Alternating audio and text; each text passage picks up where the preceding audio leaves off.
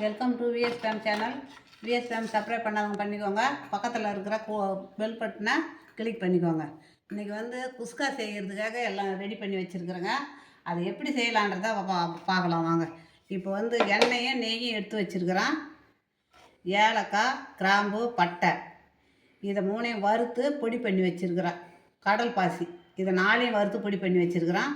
தாளிக்கிறதுக்கு ஏலக்காய், பட்டை, கிராம்பு இவ்வளோ தான் தாளிக்க. கடல் பாசி நுணுக்கி நம்ம போடுறதுக்கு மட்டும்தான் கடல் பாசி.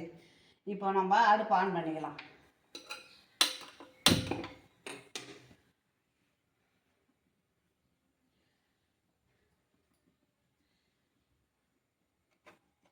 இதில் நெய் 1 ஸ்பூனு, எண்ணெய் 2 ஸ்பூன் கலந்துருக்குறேன். இப்போ ஊற்றிக்கலாம்.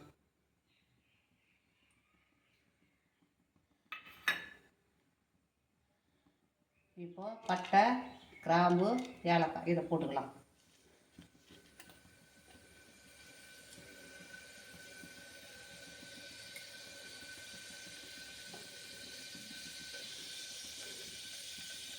இதை போட்டுக்கலாங்க. அது ஒன்றும் வறுபட தேவையில்லை, அப்படியே இருக்கலாம். அது கூட வெங்காயத்தை போட்டுக்கலாம். வெங்காயம் பொடியாக அரிஞ்சிட்டேன். இது 2 வெங்காயம், பெரிய வெங்காயம், அதனால் கொஞ்சம் நிறுத்திட்டேன். அரிசி ஒரு 250 கிராம் அரிசி, 1/4 கிலோன்னு வச்சுக்கோங்களேன். அதுக்கு தகுந்த மாதிரி தான். இப்போ வெங்காயம் நல்லா வதங்கணுங்க. சும்மா மூடி வைக்கணும், அப்படியே வதங்கட்டும்.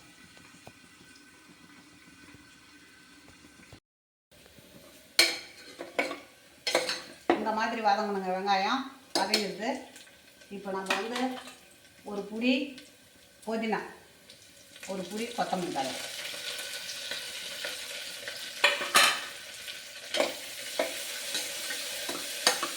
இதை வதக்கிட்டு இப்போ இஞ்சி பூண்டு போட்டுக்கலாம்.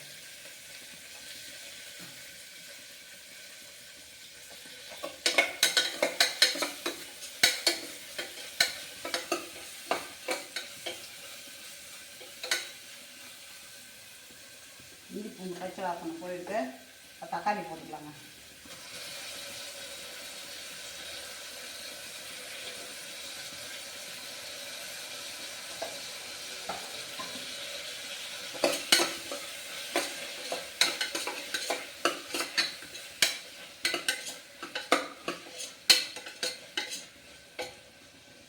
இப்போ அதுக்கு தேவையான உப்பு,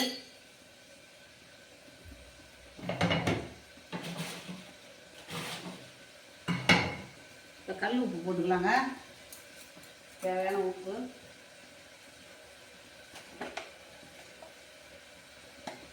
மஞ்சள் தூள்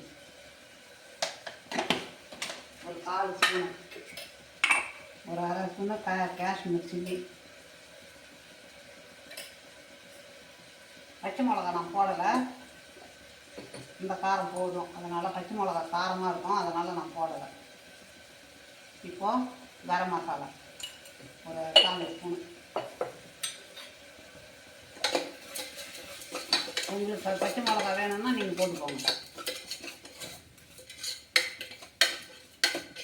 பச்சை வாசனை போடுங்க.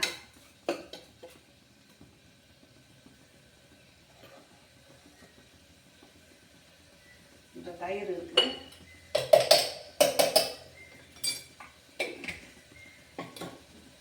இந்த தயிரை போட்டுக்கலாம்.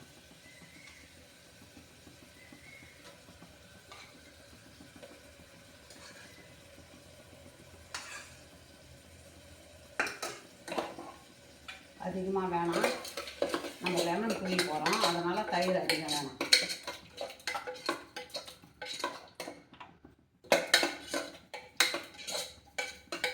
கொஞ்சம் நேரம் வதங்கட்டும்.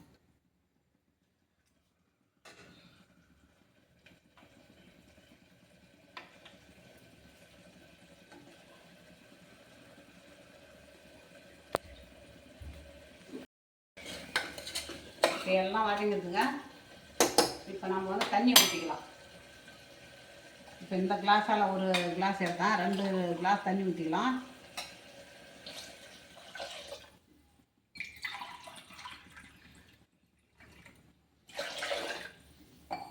அதே மாதிரி இந்த கிளாஸால் ஒரு 3/4 கிளாஸ் எடுத்தால் அதில் 2 3/4 கிளாஸ் ஊற்றிக்கலாம்.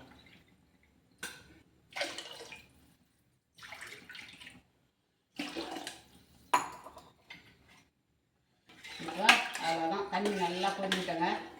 கொதித்த பிறகு நம்ம அரிசியை போட்டுக்கலாம். இப்போ வந்து அதுக்கு சைடிஷாக என்ன ரெடி பண்ணிக்கிறேன்னா, சவு அரிஞ்சு வேக வச்சுருக்கிறேன். பாசிப்பருப்பு வேக வச்சு எடுத்து வச்சுருக்கிறேன். அப்படியே பாசிப்பருப்பு போட்டு அப்படியே கூட்டு மாதிரி வைக்கிறதுக்கு அதுக்கு தேவையானது வெங்காயம், தக்காளி, பூண்டு, இஞ்சிலாம் வச்சுருக்கிறேன். இதை நம்ம செய்யக்குள்ள பார்க்கலாம். இப்போது இந்த நுனிக்கு வச்சுருக்கிறேன் பாருங்கள், கடல் பாசி, ஏலக்காய், கிராம்பு, பட்டை, அதையும் போட்டுடலாம். ஒரு எலுமிச்சம்பழத்தை பூண்டி விட்டுடலாம்.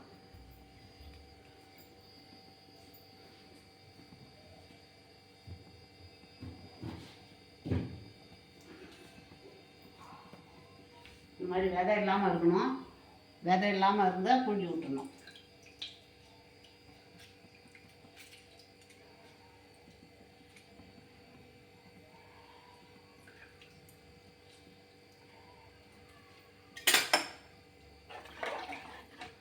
அவ்வளோதாங்க, கொதிக்கிட்டோம்.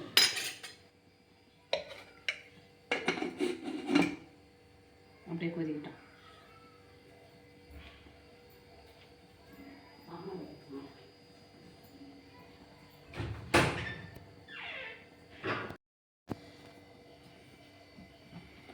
இப்போ இதுக்கு ஒரு கடாயை வச்சுட்டுங்க, அடுப்பு ஆன் பண்ணியாச்சு. இப்போ எண்ணெய் ஊற்றிக்கலாம்.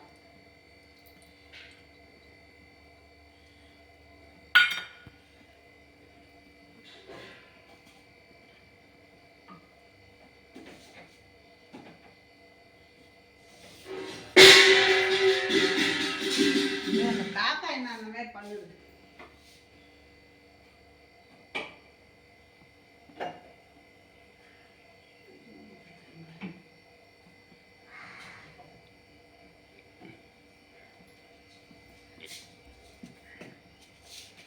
கடுகு போட்டுக்கலாங்க.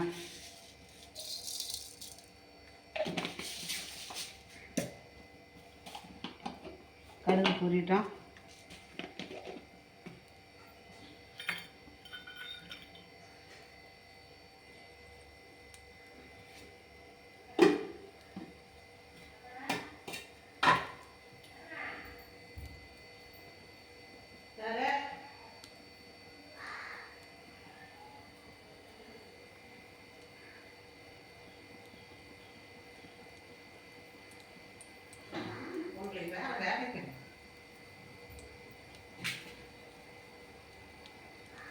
கடுகு போட்டிருக்குங்க.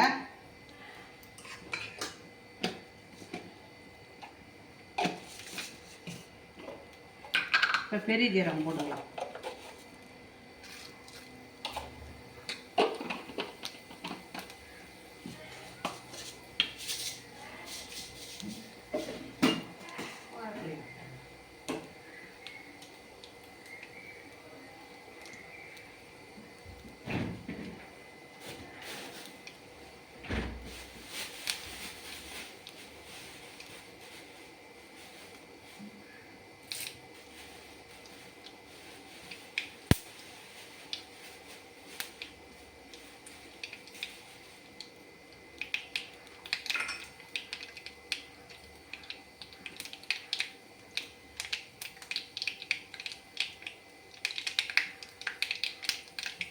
பெரிய ஜீரகம் நல்லா பொரிஞ்சுதுன்னா வாசனை, இப்படி ஒரு வாசனை. இப்போ வெங்காயத்தை போட்டுக்கலாம்.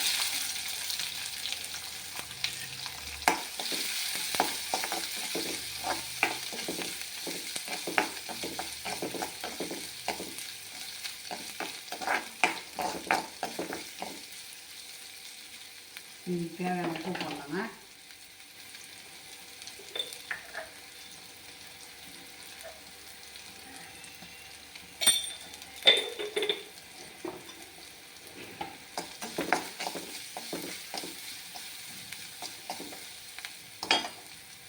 கொஞ்சமாக இஞ்சி பூண்டு,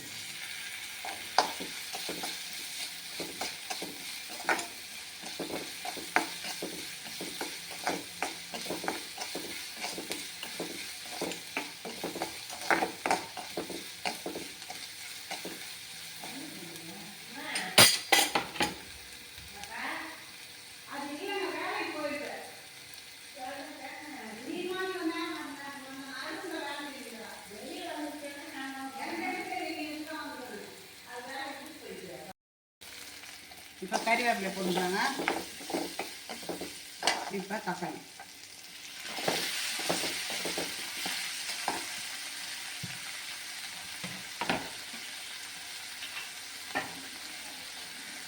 கொஞ்சமாக மஞ்சள்தூள்,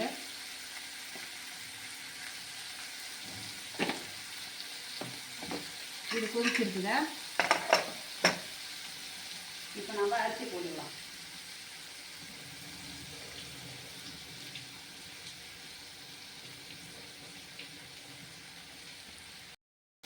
இப்போ அரிசி போட்டுடலாங்க. கொதிச்சிருக்கு பாருங்க.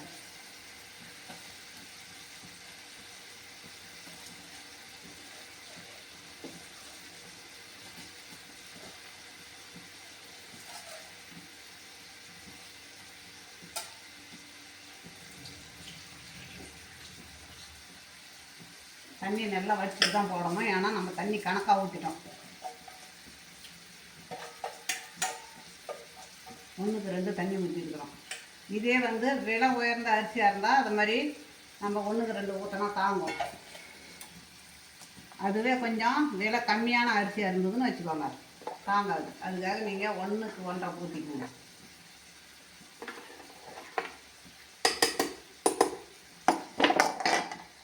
இப்போ இதை அப்படியே இது வெயிட் போட வேணாம். அப்படியே இருக்கு.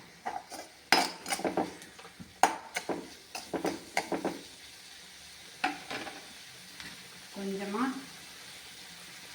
நம்ம பச்சை மிளகா போடலை, அதனால் கொஞ்சமாக காஷ்மீர் சில்லி,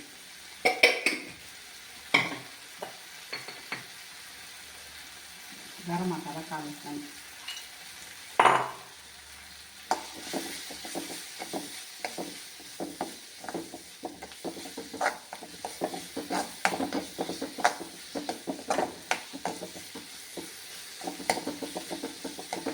இது தேவையான உப்பை போட்டுட்டோம்.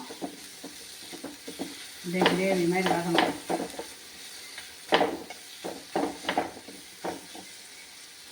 இப்போ நம்ம பாசி பருப்பை ஊற்றிக்கலாம். பாசி பருப்பும் இந்த கிரேவியும் ஒன்றா சேர்ந்து நல்லா கொதிக்கட்டும்.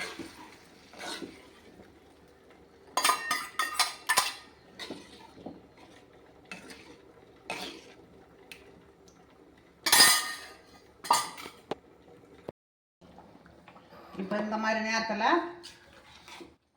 நேரத்தில் என்ன பண்ணணும், நம்ம அப்படியே மூடி போட்டுடணும். வெயிட் போடக்கூடாது.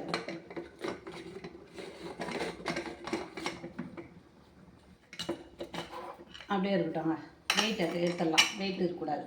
அப்போ ஒரு 15 நிமிஷம் அப்படியே இருக்கட்டும், 10 நிமிஷம் அப்படியே இருக்கட்டும், 5 நிமிஷம் வெயிட் போட்டுக்கலாம். அப்படியே இருக்கட்டும்.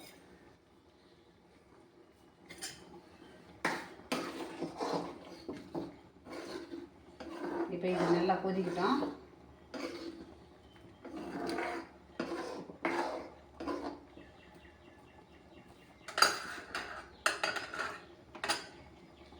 இப்போ நம்ம இந்த பாசி பருப்பில் சவு வச்சுருக்குறோம் இல்லையா, அதை போட்டுடலாம்.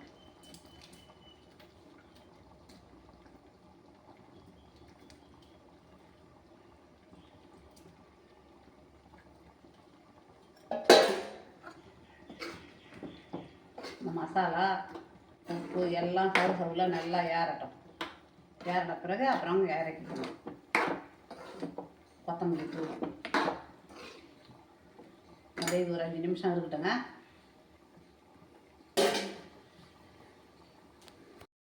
இப்போ 15 நிமிஷம் ஆயிடுச்சுங்க. இப்போ வெயிட் போட்டுருக்குறோம். அந்த வெயிட்டை போட்டு 5 நிமிஷம் ஆகுது. அப்படியே நம்ம எடுத்துக்கலாம்.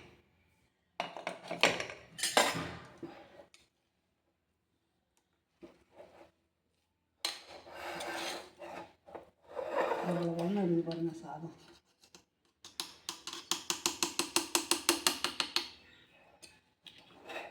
அது பிடிக்கல, எல்லாம் அழகாக இருக்குது. இப்போ நம்ம கொத்தமல்லி தழையை போட்டுக்கலாங்க. கொத்தமல்லி அடியிலையும் போட்டிருக்கோம், கொஞ்சம் போட்டுக்கலாம். இதை அப்படியே சேவ் பண்ணி எடுத்துன்னு வராங்க. இந்த கூட்டை பாரு, கூட்டு நல்லா அழகாக ஆயிடுச்சு. பாசி பருப்பில் இதே வந்து இன்னும் ஒரு ஸ்டைலில் செய்யலாம். நம்ம அப்படியே எல்லாத்தையும் வதக்கி பச்சை மிளகாலாம் நிறையா அரிஞ்சு போட்டு தேங்காய் பூ, ஜீரகம், இஞ்சி எல்லாத்தையும் போட்டு அரைச்சி ஊற்றி வச்சாலும் அதுவும் நல்லாயிருக்கும். இப்படி வச்சாலும் இது நல்லாயிருக்கும். எப்படி வேணாலும் வைக்கலாம் அந்த கூட்டை. இப்போ இதுக்கு வந்து கேரட்டும் வச்சுக்கலாம் தொட்டுக்க, நம்ம பீட்ரூட்டும் வச்சுக்கலாம், பீன்ஸ் அரிஞ்சு பொரித்து வச்சுக்கலாம். இதை மாதிரி கூட வச்சுக்கலாங்க இந்த குஸ்காவுக்கு சைடிஷு. இதை மாதிரி நீங்களும் செய்யுங்க. குஸ்கா ரெடி ஆகிடுதுங்க. அதே மாதிரி சவு பாசிப்பருப்பு கூட்டு வச்சுருக்கிறேன். இதுவும் நல்லா அருமையாக இருக்குங்க. இதுக்கு இதை விட இன்னமும் பீட்ரூட்லாம் போட்டு வச்சோம்னா பீட்ரூட் சீவி பொரித்து வச்சா இன்னமும் நல்லாயிருக்கும். என்கிட்ட சவு இருந்தது, அதனால தான் நான் சவு வச்சுருக்கிறேன் பாசிப்பருப்பு போட்டு. நீங்களும் இந்த மாதிரி குஸ்கா செய்யுங்க. உங்களுக்கு பிடிச்சிருந்ததுன்னா எனக்கு லைக் பண்ணுங்கள், கமெண்டில் சொல்லுங்கள், சப்ஸ்கிரைப் பண்ணுங்கள்.